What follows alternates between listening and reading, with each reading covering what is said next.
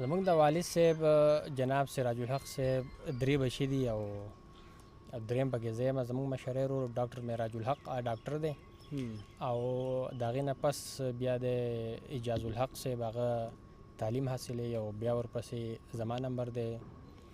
زه د مدرسې سره تعلیم منسلک یم او 8مه درجه مې ده او د یونیورسټي د اسلامیک یونیورسټي نه ما اوس بیچلر وکړ او هغې نه فارغ شوم. او بعض خلک زه دا یو سوال کلیر کول غواړم چې بعض خلک دا تپوس کوي چې د سراج الحق بچي هم بهر لکه تعلیمونه حاصلوي او بهر کوشش کوي چې بهر ځي. اصل کې دې خبره کې صداقت نشته.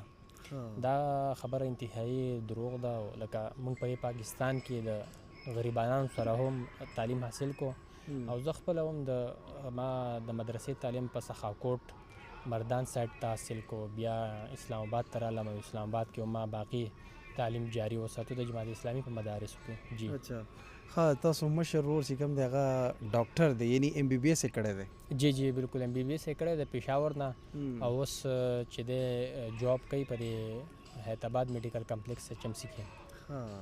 جی او هغه دویم ورور چې کوم سټډیز کوي هغه کوم ځای نه سبق کوي، کوم یونیورسټۍ نه یا کوم مدرسې نه؟ هغې خپل تعلیم چې دی نو د یونیورسټۍ تعلیم چې دی هغه د اسلام آباد نه لاهور نه حاصل کو نو UMT نه. او ضیا صاحب خپل والد صاحب په شان ښایسته بریتونه او هغه شان کږه ټوپۍ ډېره مزه کوي در سره. د هر چا په زندګۍ کې خو یو خو عام دا دی چې رسول الله صلی الله علیه وسلم آیډیل دی. د هغې نه پس بیا دا دی چې رسول الله صلی الله علیه وسلم نه پس بیا مختلف یعنی آیډیل صحابه کرامي تبع تابعیني. خو ما خپل والد صاحب چې دی هغه لیدلی دی په خپلو سترګو مې لیدلی دی او اوس الحمدلله حیات دی. نو د هغې زندګي طور و طریقه زما ډېره زیاته خوښه ده.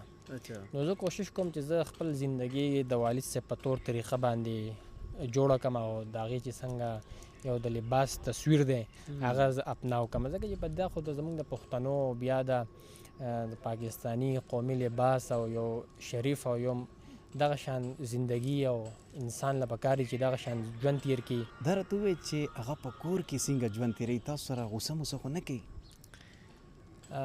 زموږ والد صاحب الحمدلله ډېر عاجزه سړی دی او ډېر زیات ملنسار سړی دی او هغې چې په کوم علاقه کې خپل ژوند تیر کړی د خپل ډېر بهترین ایام تیر کړي دي. هغه د غرونو یو علاقه ده چې دې سیټ نه هم د افغانستان بارډر دی او هغه سیټ هم د افغانستان بارډر دی او منځ کې پکې بیا دیو کلی دی.